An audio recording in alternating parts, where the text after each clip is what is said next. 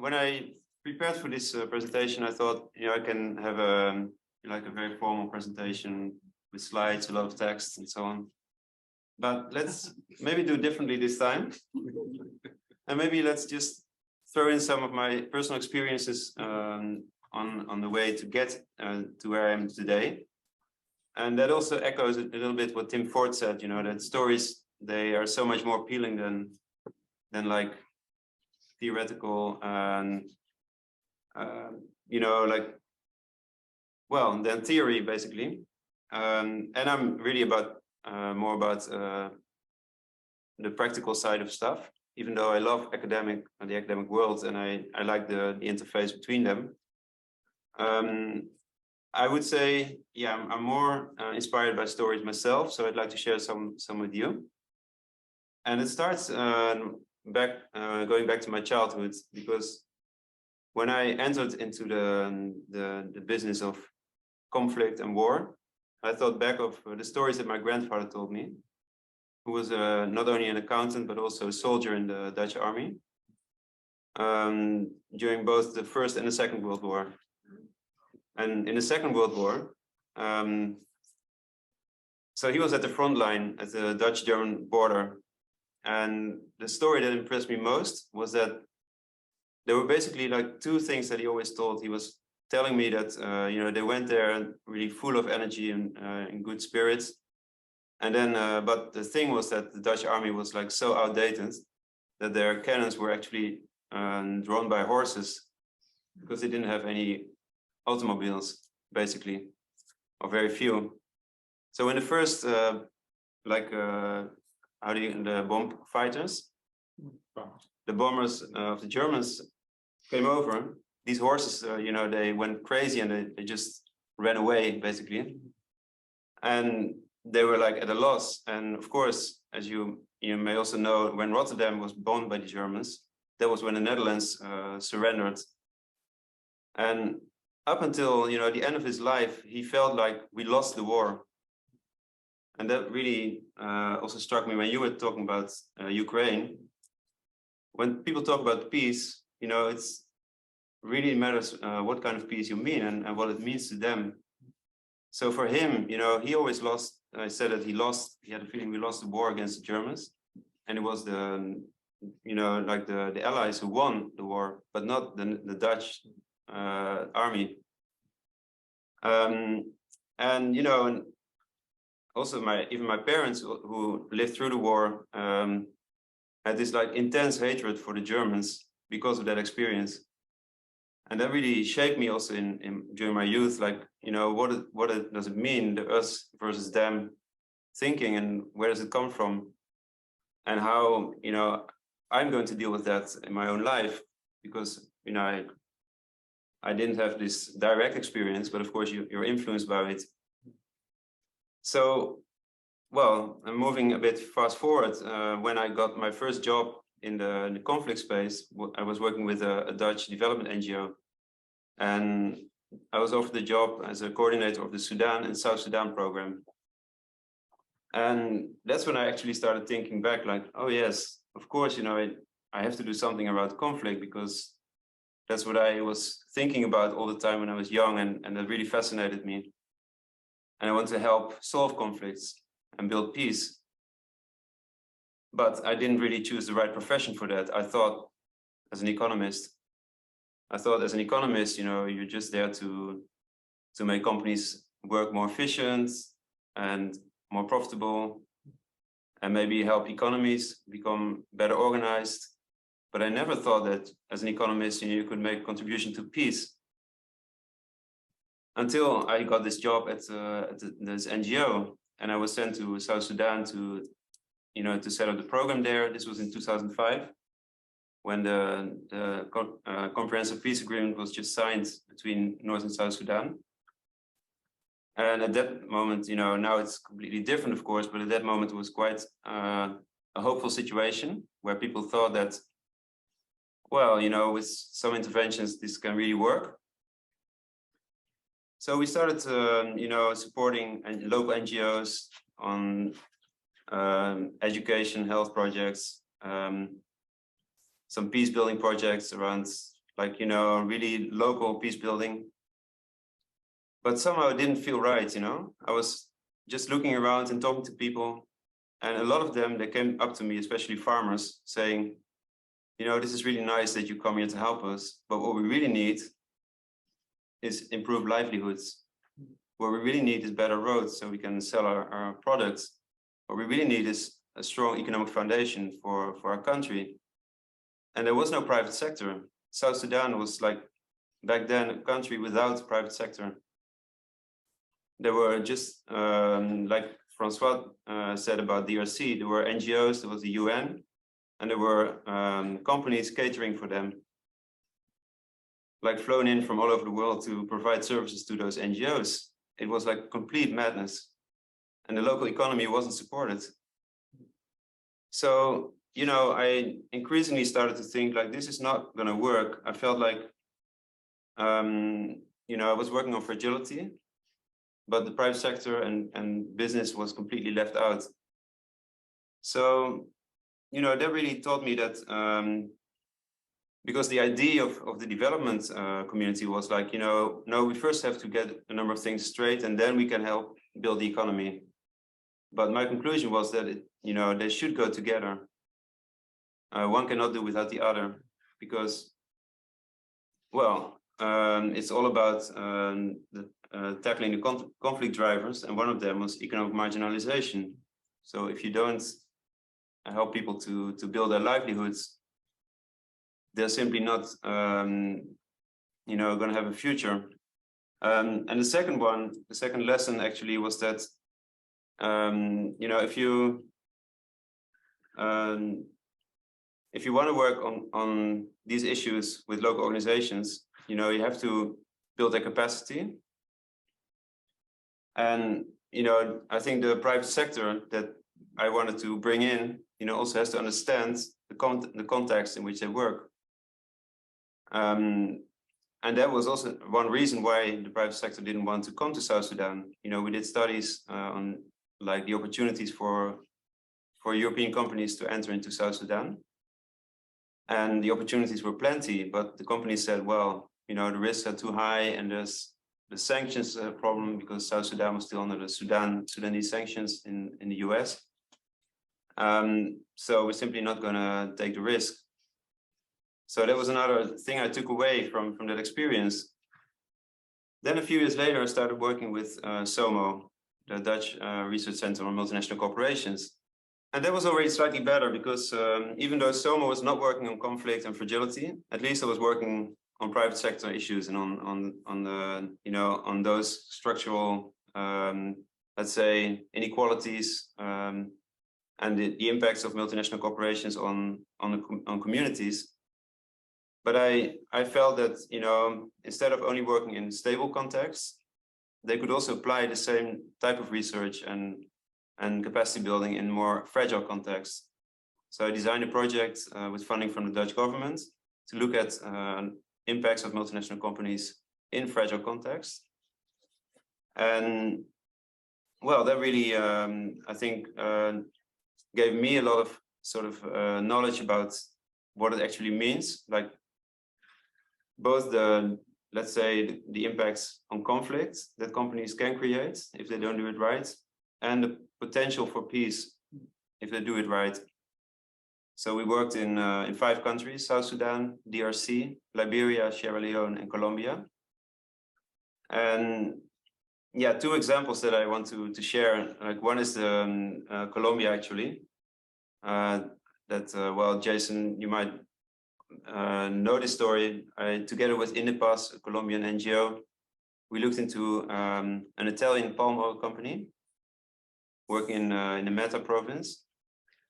And, you know, we just didn't know anything about the company. So what we found out during our research is that they were very closely linked to the paramilitary groups operating in that area. And, well, according to them, you know, they had a full license to operate in that area because the government gave them the concession. But according to the local community, they just took the land from them after the conflict ended in Colombia. So there was this huge issue around land ownership and around, well, you know, the whole sort of difference between the haves and the have-nots. So the people in the community who were working for the company, they were, you know, very happy and didn't want them to go. But all the others, they just hated the company. And also because they, you know, they didn't respect labor, well, they respected labor rights of some, but not of everyone. Like the indigenous people were exploited, whereas like other people were just paid a normal salary. So there were all kinds of issues that we exposed. We, you know, we're about to publish a report. And then 1 week before publication, we got a letter from a lawyer saying that if you publish, we will sue you. And well, you know, I went to my manager and said, like, what are we gonna do, you know? He said, well, just publish. Because I know what you did, you know, you did it with all, you know, like all checks and balances and everything we've written, we've checked 3 times. So if they have any problem with what we're going to publish, they have to provide evidence, and they didn't. So we just went ahead and published. And after that, we never heard from them again. And the company was actually about to get certified by the Roundtable on Sustainable Palm Oil. But because of our report and a report by EIA, another NGO, RSPO decided to do their own investigation, which repeated exactly the same findings. And so they never got certified. So, you know, this was, I think, to me, also the start of a journey into the Business for Peace community, because I remember that's when I met John, I think for the first time in Dubai during a Global Compact meeting on Business for Peace. And that's another interesting story, because when I proposed to my colleagues at SOMO, like, shall I go to this conference? Everybody was like, no, no, no, no, no. I said, why? Well, you know, We know that. they said, like, it's the Global Compact. That's our enemy. It's the greenwashing industry. Wow. Actually, John. Wow, yeah, that's great. And I was like, well, but we can at least talk to them, you know, and we can see where we can find common space. And I mean, so I went anyway, and I even had to take up my 3 days to go there, you know. It was really crazy, but you gave a great talk too. It was great. yeah, I mean, well, thanks. But you know, and one of the things I presented there was like, you know, the key lesson learned during that project in fragile states and the role of multinational companies is that, you know, most of the companies that we actually encountered were the so-called hit and run companies, the cowboys, you know, very often linked to criminal groups and mafia structures. And the responsible companies, they were simply not to be found because they found the risk too high to invest in those places, which was sort of, you know, like a vicious circle that was really hard to break. And that ultimately was exacerbating conflict instead of improving peace. So, and when I talked to these more responsible companies, they said also some really interesting things, like when I asked them, like, why don't you work more on peace building, and what is, you know, what does it mean to you, like working on peace? And they were like, well, we don't work on peace because that's too political. Wow. And, you know, and also because peace building, that's something that UN and NGOs do. And we don't have any business with that. So that was like, to me, also a bit of an eye-opener, because to a large extent, for me, it's about how you frame it, right? Yes. Because at the same time, many of these companies were doing things that were helping peace. You know, like have equal hiring policies among ethnic groups, or lobbying the government for higher minimum wages, which is directly, you know, helping to give people a better livelihoods and reducing the chance of relapsing to conflict. So even though I felt like I was already in a better place, I thought there should be an even more ideal place. And that's when I created my own consultancy company to be able to really focus on, stimulating the role of the private sector in fragile context. And that was about 5 years ago. And around the same time, also I'd been doing a lot of reading on backgrounds like in conflicts and peace building. And Christina already mentioned the work of Galtung, of course, which has really inspired me. But also the work of John Paul Lederer, also mentioned today. I met him once, which was really like amazing. And he also talked about music and peace. So a lot of things actually started to sort of come together, and because of all this, let's say the practical things that I saw in the field and then the theories behind it, I started to think, there should be a better way to incorporate the private sector into peace building, but I didn't really know how. So it was still like really a sort of a search for the right answers. So I thought, well, let's just, start working on different things and see what will, be successful. And during the different studies that I did and the different assignments over the last couple of years, some things really struck me. That's in particular like interviews I did with people in fragile settings. And so I would just like to mention a few. So one was also in DRC. So we already spoke about the Eastern DRC a lot, but one story that really struck me was we were doing interviews on reintegration of former combatants, and how the private sector could actually help that process. So I spoke to about 7 or 8 companies based in Goma. Some of them multinational companies, some were local, like SME, like companies. And there was only one who actually told me that the company hired former combatants as a sort of a formal policy. All the others said that, we don't want them, they're like too complicated, they're traumatized people, etc., etc. But this one company said something really interesting. The owner said, he's a Congolese, very successful businessman, said to me, we're doing a lot of road building, and if I want to build a road, I always hire some of these ex-combatants because they're so much, like stronger than ordinary people. They know how to survive in the bush for 3 weeks. I don't have to tell them anything, they just go there and do it. And besides, if I don't hire them, they'll become a threat to the company. So I'd rather have them inside than outside of the gates. And of course, he also said, like, I can't hire all of them, but if I only have 5 of them, they will be a sort of a guarantee for me that I won't be attacked by the others, because they know I'm working with their colleagues. So I think that was fascinating and a good example of how you should maybe sometimes rethink also some of the preconceived ideas about the enemy, and that reconciliation is really important also in the workplace.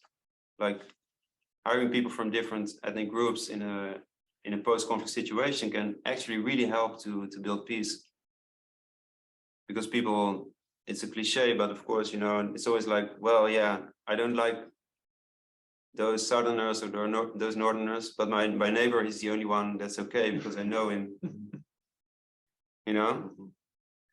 And then there's the time in Lebanon when I was doing a study with Ben Miller that I think some of you might know very well.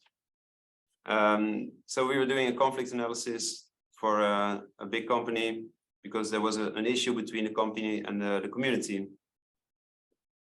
When we were sitting down with a cup of very strong coffee, with 2 leaders of let's say neighboring clans, who were actually, in a conflict with the company, we asked them, like, why, what went wrong? and one of them said like, well, it's very simple. They forgot to call me, because if they would have called me, you know, I would have been able to explain to them what they should do to prevent this from happening. But instead, they hired a former retired army general who had his own like contacts within the community who were not the representatives of the people. So people felt like excluded. They felt like they weren't compensated financially. But it was mostly like psychological, you know. They felt like the company just didn't do justice, and you know, even though like they would get a job and you know there might be some economic development, to them it was just like started on a very wrong footing and therefore was not acceptable. So when after we found that out, you know, a whole process of again, reconciliation between the company and the community started, and mediation. And well, that was when the pandemic hit, so the whole project was stalled, but I'm very hopeful that it will continue at some stage. In a way, also says a lot about how relative these things are. Like fragility is not it's not 0 or 1, you know, it's always somewhere in between. And a lot of the places that I worked in are, you know, relatively stable on most days, and maybe on some days, like in Joanne's story, you know, things suddenly explode and then you have a problem, of course. 3 steps from disaster. Right. So just 3 things need to happen in close succession for the whole thing to go haywire. All right, I don't know that rule. Yeah, in most environments, that's how it is. And if you say, one thing I do with organizations is I say to them, what are the 3 things that can happen in close succession which would completely derail what you're doing? And they go, because they realize that they're right on the edge. You know, that it's you know, they're within days of chaos, particularly police organizations, security sector reform, police legitimacy, big issue, you know, sorry. Yeah, no, that's it. I didn't know that rule of thumb, but it's yeah, it sounds quite logical. But I mean, in many instances, you can, as a business, you can actually do business and do it in the right way if you make the right connections and if you understand the context. So that's, I think, not only in my own practice, but I think in a lot of what we see around us is that there is actually a momentum for, you know, more attention for political economy analysis, for conflict analysis, for you know, more collective action. You know, companies joining forces to do things around maybe not peace building, but around, you know, human rights or local development. And I think that's a really hopeful development. I don't think, you know, it's enough, and it's still at a very small scale, so we need to scale it up. But one of the things that, you know, is also in my title is about, you know, how we can move from conflict sensitive to more peace positive business.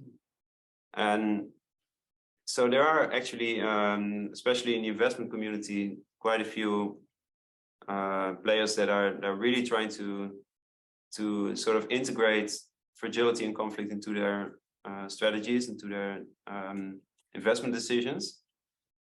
And, you know, just to mention a few examples, the World Bank and the IFC, you know, of course, they've been working in fragile settings for a long time.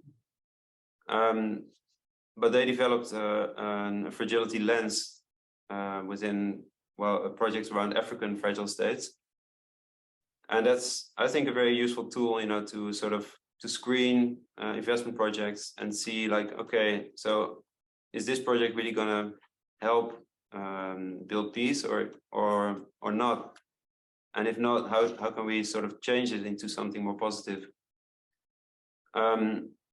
Another example, you know, I think that a lot of the regional development banks, they're also very much focused on how to deal with fragility, like the African Development Bank, Asian Development Bank, because they're so much more aware and embedded in the realities of fragile states.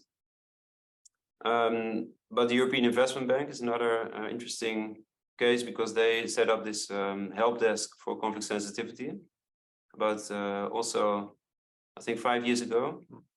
So every project in a fragile setting has to, you know, go through a process of, well, extra steps that need to guarantee that it's not doing any harm.